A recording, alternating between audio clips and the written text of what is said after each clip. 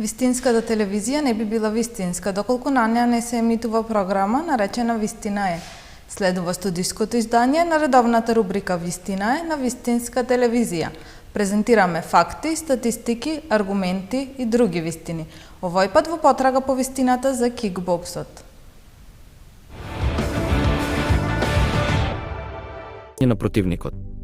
За разлика од другите стилови, во Муај Тај, борците не се разделуваат откако ќе достигнат клинци, туку бараат да искористат физичката близина и да го удрат противникот со лактите и колената.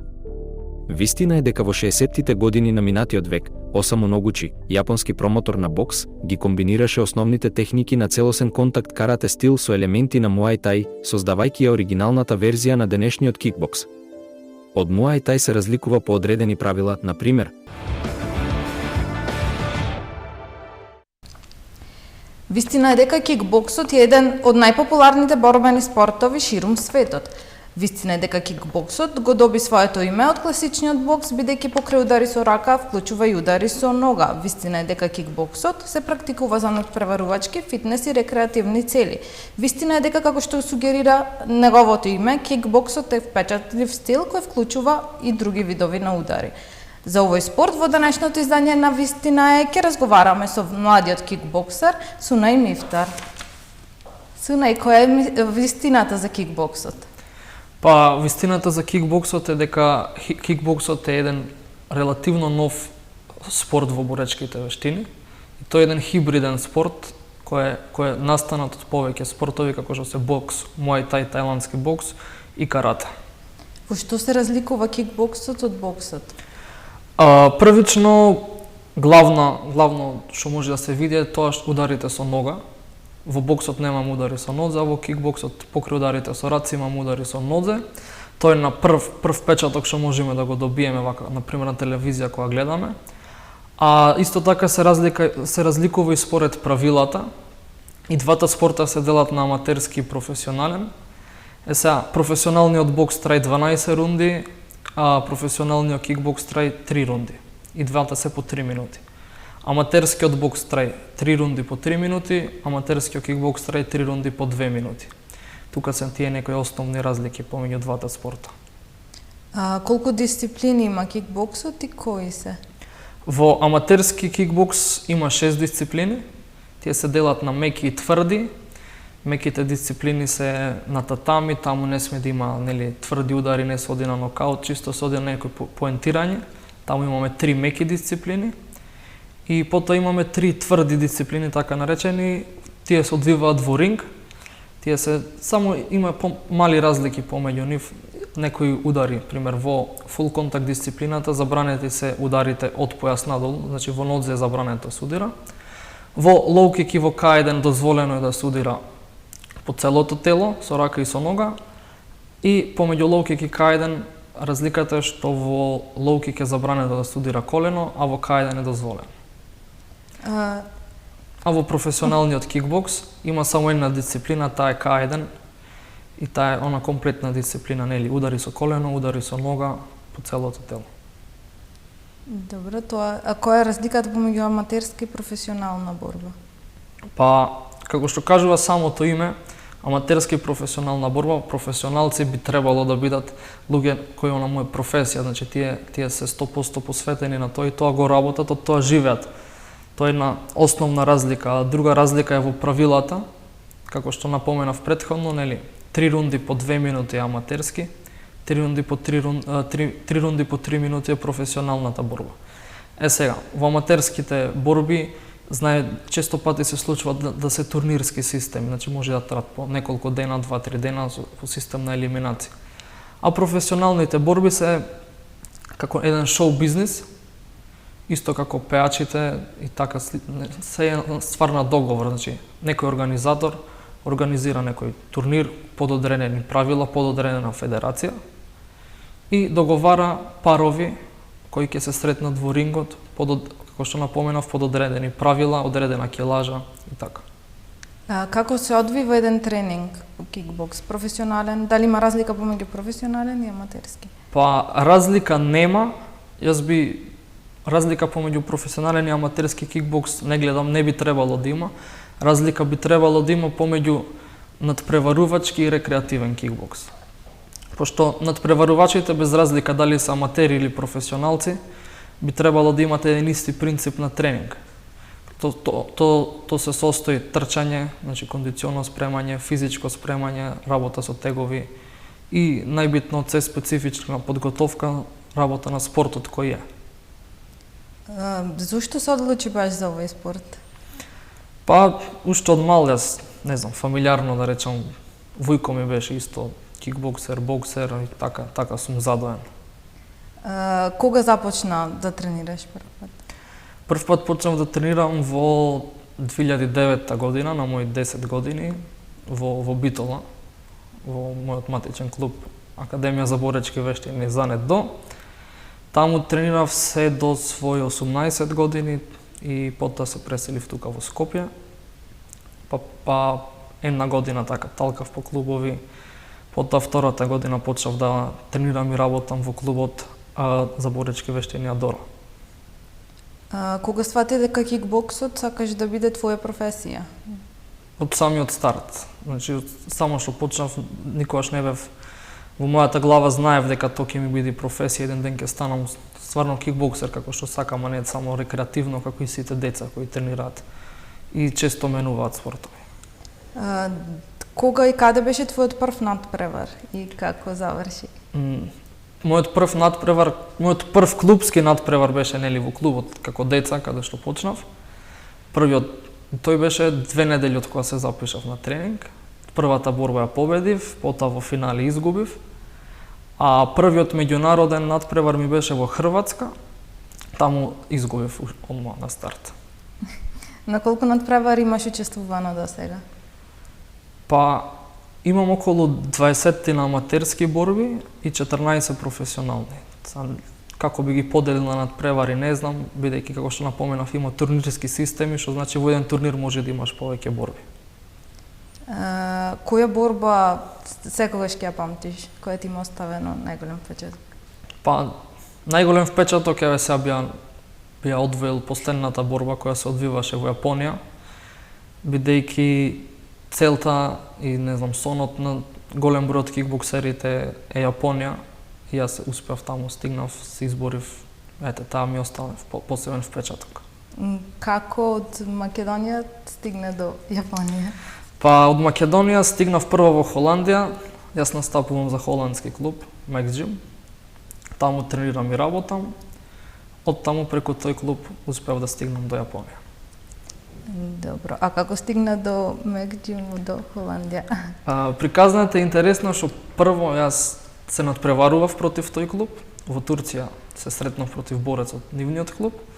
А потоа неколку месеци подоцна се одржуваше камп, мини камп во Хрватска од една недела, така нешто, и тие истите тренери беа тренерите кои го водеа кампот. И тука се запознав, стекнав контакти, па после во септември заминав за Холандија. Добро. Што значи кикбоксот да ти биде професија? Колку пати неделно тренираш? Па без разлика дали кикбоксот ти е професија или не, ако некој е одлучен да се надпреварува, аматерски или професионално, не би требало да има испод 12 до 14 тренинзи неделно. Значи, испод тоа не би требало некој да се закрени да излези во ринг. Како влијае спортот и дисциплината врз својот живот? Тоа има голем удел врз мојот живот, бидејќи јас сум, нели, како што кажав, задоен на тој начин. Цел живот имам такви некои принципи, некои правила кои се водам и ги почитувам, дали во спортот или во животот, на крајот се сретнуваат наедно. Ваквите боречки вештини може да бидат опасни по живот, затоа и поголем дел од луѓето не ги сакаат овие спортови. Како гледаш ти на таа негативна страна на спортот? На крајот од краиштата се има некоја цена која мора да ја платиме сите. На било кој начин, ваков или таков. За спортот како спорт, да, ова е контактен спорт, но исто така има повреди во фудбал, има повреди во кошарка, има повреди во сите спортови. Да, ова е контактен, ударачки спорт. За такмичарите е опасно, не велам не, настануваат повреди, без разлика дали си победил или изгубил, но за рекреативците не гледам никаква опасност. Еве кај мене идат луѓе, тренираат рекреативно, секој си има своја друга професија, не мора да има никаков контакт врз него. Дали некој си имал моменти на слабост, моменти кога си сакал да се откажеш и како си се справил со тоа? Моменти на слабост сум имал, што и нормално, без разлика дали во спортот или во животот, секој човек ќе најде некој пат. Сега тука се стално моите блиски околу мене, ја добивам поддршката, нели, фамилијата, другарите, сите. Па да речам дека сум сакал да се откажам, не сум помислил, до сега не ни планирам, ама сум нашол начин да се издигнам од сите тие тешки моменти. Колку кај нас има интерес за овој спорт? Колку се занимаваат рекреативно, колку професионално? Изненадувачки е фактот, мислам позитивно изненадувачки, што рекреативно има многу, има голема побарувачка, пошто сега со интернетот, Инстаграм и тие ствари, нели, гледат луѓето, интересно е, вака ќе видат на телевизија, сакат да пробат и рекреативно сакат доста членови да се бават со овој спорт, а професионално не би рекол дека има многу, има аматерски такмичари доста во државата, но професионалци дали има 5 во цела држава, не знам, со знак прашање. Дали сметаш дека може да се успее од Македонија како кикбокс? Да, може секако. Само сака напорна работа, верба во себе, прифаќање на ризици и нормално кога ќе е тешко да не се откажуваме. Колку во државава сте поддржани како спортисти? Па државата, пример, Македонија е поделена на аматерски и професионален кикбокс, како сегде во светот. И има одредена федерација која го подкрепува тоа и функционира добро. Значи функционира добро како аматерски кикбоксер, има добри услови, одат понадпревари, мислам функционираат супер. Како професионалец малце е тешко бидејќи си сам на себе. Сам на себе нема Македонија, нема менеджмент, значи тешко да се стигне до борба, тешко да те поврзи, немаш контакти и такви ствари.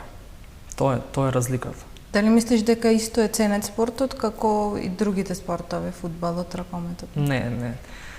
Се уште јас мислам, иако еве денешно време, нели, би требало да е сменато размислувањето на луѓето. Ние уште се гледаме како тепачи, уличари, кога ќе се спомни кикбокс, бокс или било која боречка вештина. Но ако отвориме статистика или било што, од овие спортови има многу поголем број на медали, како што имаме олимписко сребро од теквондо, што во самостојна Македонија се нема случајно во ниеден друг спорт, а се финансираат сите тие спортови, како фудбал, ракомет. Ние славиме 4-то место во ракомет или квалификација европско место во фудбал, а не знаеме да прославиме и да честитаме олимписко сребро во теквондо. Тоа е боречки спорт, не сме многу познати, ја нема ни поддршката. Али јас мислам дека кога би се финансирале повеќе овие индивидуални спортови, бидејќи Македонија е мала држава. На хартија сме 2 милиони, а може би помалце. Нема толку финансиски средства, ние да се споредиме со некои светски клубови како што се Реал Мадрид, Барса, тие финансираат милиони, милиарди.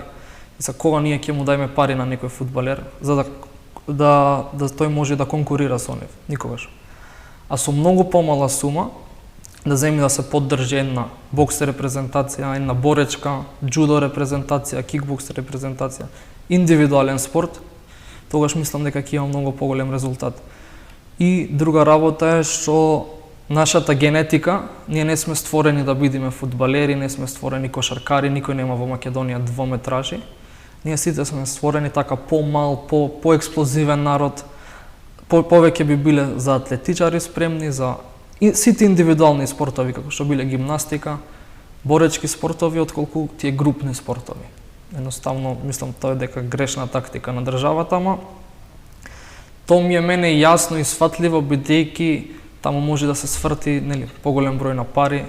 Тоа е по светски отворена тема, за разлика од боречките спортови, што не е толку познато по телевизиите, по кладилниците и така. Дали има женски заинтересирани за овој спорт? Да, има доста. Дали кај нас, дали странство, има исто такмичарки, има исто рекреативци во огромен број, женскиот пол. Да, и кај нас има и професионално што се занимават? Професионално нема моментално женска такмичарка, има аматери кои излегуваат на надпревари, се такмичат. Професионално не. Добро, која е твојата наредна борба што можеме да очекуваме? Па, за годинава мојата сезона е завршена, бидејќи имам повреда, некоја мала операција, мислам мала. Операција на колено, скинат лигамент, па сега сум само фокусиран на опоравување, па се надевам од година ќе имам нови борби. Добро, дали имаш некоја порака за гледачите? Порака би упатил една општа порака до сите гледачи да се занимаваат што е можно повеќе со спорт, децата да ги испраќаат што е можно помала возраст на повеќе спортови, да развиваат моторички способности, па потоа тие сами ќе си го најдат нивниот спорт кај што имаат желба и каде што се пронаоѓаат. Ти благодарам на гостувањето. Ти благодарам. Ја дознавме вистината за кикбоксот, а со факти и аргументи за некоја друга интересна тема се гледаме во наредното издание на Вистина е.